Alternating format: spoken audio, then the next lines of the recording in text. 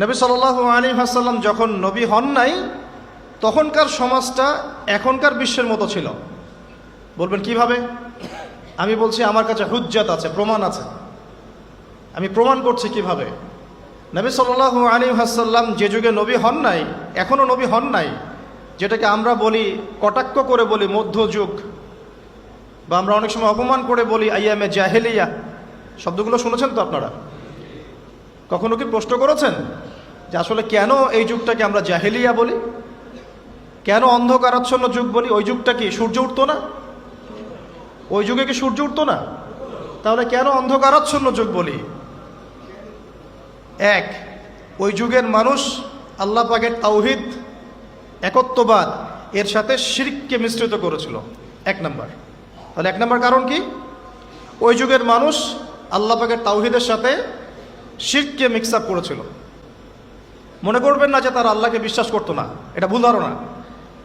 তারা সবাই আল্লাহকে বিশ্বাস করত, গুটি কয়েক মানুষ ছাড়া।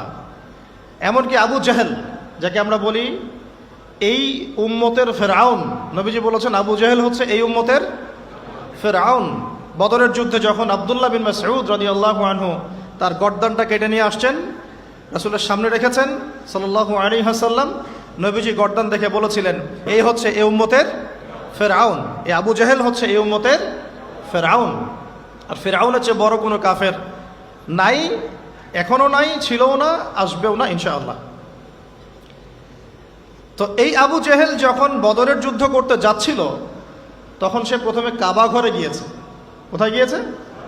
গিয়ে বলেছে আল্লাহুম্মা ইন কুনতা তা'লাম, হে আল্লাহ আপনি যদি জানেন, আমার কথাগুলো খেয়াল করবেন, হে আল্লাহ আপনি যদি জানেন যে আন্না মুহাম্মাদান আলাল হক, মুহাম্মদ সাল্লাল্লাহু আলাইহি ওয়াসাল্লাম সত্যের উপরে আছে, ফানসুরহু, আল্লাহ আপনি তাকেই সাহায্য করেন।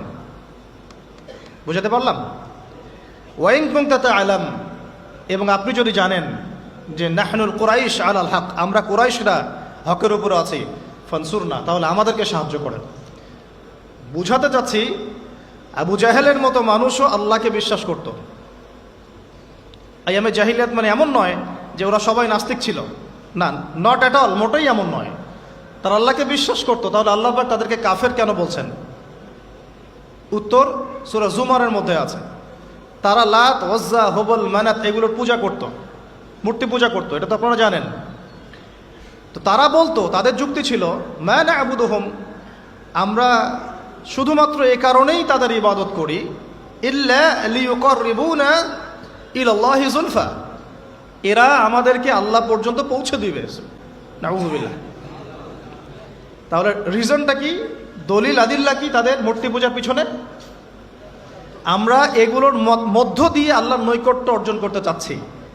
তার মানে তারা সবাই আল্লাহকে বিশ্বাস তো করত যে একজন আল্লাহ আছেন। এখনকার বিশ্বের দিকে তাকিয়ে দেখুন, ওই একই শিরকের ছোঁয়া সব জায়গায় লেগে গেছে।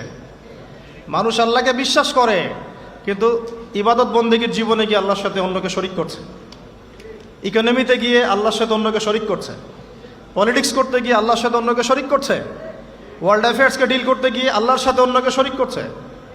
মানুষ আল্লাহকে বিশ্বাস করেও এখন মুশরিক হচ্ছে। আপনি কোন সেন্সে ওইটাকে আইয়ামে জাহিলিয়াত বলছেন, আর এখনকার যুগটাকে পুত পবিত্র বলছেন? এগিয়ে যাওয়ার যুগ, সায়েন্স অ্যান্ড টেকনোলজির যুগ। দেখাচ্ছি আপনাকে টেকনোলজি কাকে বলে। সুলাইমান আলাইহিস সালামের সময় বিশ্বে এমন প্রযুক্তি ছিল, এই প্রযুক্তির ধার কাছেও কোনোদিনও এই বিশ্ব আর যেতে পারবে না। আমি আমার হ্যাডসেট নিচ থেকে কথা বলছি না, এগুলোর দলিল আছে সূরা সাবার মধ্যে, সূরা নামলের মধ্যে, অন্য অনেক জায়গায়, যে আল্লাহ রাব্বুল আলামিন সুলাইমান আলাইহিস সালামকে এমন রাজত্ব দিয়েছিলেন, এমন সুপ্রিম অথরিটি, ক্ষমতা, পাওয়ার, টেকনোলজি পৃথিবীতে কখনো ছিলও না, কিয়ামত পর্যন্ত আসবেও না। এখন পর্যন্ত কোনো টেকনোলজি আসে নাই যে আমি এই চেয়ারটাকে বলবো চলো আমাকে ঢাকায় নিয়ে নামাই দিবে, তাও আবার 1 সেকেন্ডের মধ্যে। কতটুকু সময়? এখন পর্যন্ত কোনো টেকনোলজি আসে নাই যে আমি চোখের পলক ফেলবো, এইটুক সময়ের মধ্যে আমার স্ত্রীকে আমার পাশে নিয়ে বসাই দিবে। আসছে? সুলাইমান আলাইহিস সালামের সময় এমন ছিল।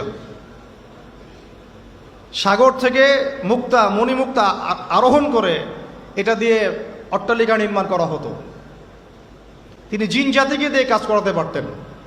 তিনি যাচ্ছেন রাস্তায়, পিঁপড়াটা গল্প করছে, এই সবাই গর্তে ঢুকো, সুলাইমান আসলে তোমাদেরকে পিষে ফেলবে, আর তিনি মুচকি মুচকি হাসছেন, পাখির ভাষাও বুঝতে পারছেন, পিঁপড়ার ভাষাও বুঝতে পারছেন। তার বাবা দাউদ আলাইহিস সালাম জাবুর তেলাওয়াত করছেন, এই সাগরের মাছ সব কাছে চলে আসছে জাবুর শোনার জন্য। এমন প্রযুক্তি আপনি এখনো বের করতে পেরেছেন? সভ্যতার যে বড়াইটা আমরা করি, এটা একটা কেবর, অহংকার। এটা কি আল্লাহ পাক এজন্য বলেছেন, আমি কত কওমকে এর আগে ধ্বংস করেছি, কত যে কওমকে আমি ধ্বংস করেছি। ফাসিরু ফিল আরদি ফানজুরু কাইফা কানা আকিবাতুল মুকাদ্দিবিন। তোমরা এই জমিনে বিচরণ করতে থাকো, দেখো যারা আল্লাহকে অস্বীকার করেছিল তাদের কি পরিণতি হয়েছে। তো আমরা এখন যেটাকে নিয়ে দাবি করি, এটা সর্বোচ্চ স্তর নয় প্রযুক্তির। তো যে জায়গা থেকে এখানে চলে আসলাম, যে কোথায় ছিলাম আমরা, এই জামানাতেও আমরা শিরক করছি, কিন্তু আল্লাহকেও বিশ্বাস করছি। প্রত্যেকটা সেক্টরে শিরক হচ্ছে। ডিটেলস বলার মতো জায়গাও এটা না, এবং এত সময় আমার হাতে নাই। আমি খালি সেক্টরগুলো বলে দিই। এক, এডুকেশন সেক্টর, শিক্ষা সেক্টর, এখানে শিরকের উপর শিরক হচ্ছে। আপনি যদি বিচক্ষণ হয়ে থাকেন, স্টাডি করেন, পড়াশোনা করেন, একটা অনেস্ট মন রাখেন, আগে সৎ একটা মন রাখেন। ডানে গেলে ডানে যাব, বামে গেলে বামে যাব, আমি নিউট্রাল থাকবো, আমি কোনো পক্ষ আগে নিব না, আমি যাচাই বাছাই করে দেখব কথাটা সত্য না মিথ্যা। শিক্ষা ক্ষেত্রে শিরকের উপর শিরক হচ্ছে, শিরকের উপর শিরক। আজকে থেকে 25 বছর 30 বছর আগে যতটা শিরক ছিল না, এখন তার চেয়ে বেশি শিরক চলে আসছে। এমন এমন শিরক আসছে যেগুলোর প্রতি ঈমান রাখলে আপনার ঈমান ভঙ্গের 10টা কারণ আছে। এই 10 কারণের মধ্যে পড়ে যাবেন, আবার নতুন করে কালিমা শাহাদা দিয়ে ইসলাম কবুল করতে হবে, নতুন করে কালিমা শাহাদার সাক্ষ্য দিয়ে আবার মুসলিম হতে হবে। যতই দাম্ভিকতা দেখান, কবরে আপনাকেও যেতে হবে, কিচ্ছু করার নাই তখন। এখন যদি সলিউশনে না আসি, সংশোধন না করি, তাহলে অনেক দেরি হয়ে যাবে। এখনকার টিকটক জেনারেশনটা বিগত 30 বছরের মেহনতের ফসল। পশ্চিমাদের বিগত 30 বছরের মেহনতের ফসল এখনকার টিকটক জেনারেশন। ওরা মেহনত চালিয়ে যাচ্ছে, না জানি আরও 30 বছর পরে কোন টক জেনারেশন আসবে আল্লাহ ভালো জানে। একটা কমন সেন্সহীন, জীবনের উদ্দেশ্যহীন, একটা বুদ্ধিবৃত্তিক প্যারালাইজড প্রজন্ম। না জীবনের কোনো উদ্দেশ্য আছে, না কোনো পড়াশোনা করে, আর না একটু ভালো করে খেলাধুলা করে, আর না শরীর চর্চা করে, আর না কিছু লিখে, আর না কিছু জাতিকে কিছু দিচ্ছে, আর না পলিটিক্সে কোনো আগ্রহ আছে, আর না ইকোনমিক্সে কোনো আগ্রহ আছে, না ওয়ার্ল্ড অ্যাফেয়ার্স সম্পর্কে কোনো সচেতনতা আছে, না মুসলিম উম্মার এই দুরবস্থায় তার ভূমিকা রাখার কোনো ইচ্ছাও পর্যন্ত আছে। না সলাত আদায় করে, না কুরআন তেলাওয়াত করে, আর না ওযু করতে জানে ঠিকভাবে, আর না ফরজ ওয়াজিব সুন্নাত মুস্তাহাব জানে, আর না ফিকহুল মুয়াসসারের মতো সহজ ফিকহের কিতাবগুলো তার আয়ত্ত করা আছে, না কোনো আলেমের সাথে সম্পর্ক আছে, না কোনো ইসলামিক স্কলারের কাছে সম্পর্কিত হয়, আর না মাদ্রাসায় যায়, আর না ইসলামের বেসিক ফান্ডামেন্টাল নলেজ অর্জন করে। জীবনের উদ্দেশ্যই নাই, শুধু মেয়ের পিছনে, শুধু মাদকের পিছনে, ড্রাগসের পিছনে, কোনো সময় মারামারি দাঙ্গা হাঙ্গামা করছে, কোনো সময় দেখা যায় বাইক দাবড়ায় বেড়াচ্ছে। বাবার, বিত্তশালী বাবার অনেক টাকা আছে, বাস কিনে দিয়েছেন বাইক, চলছে।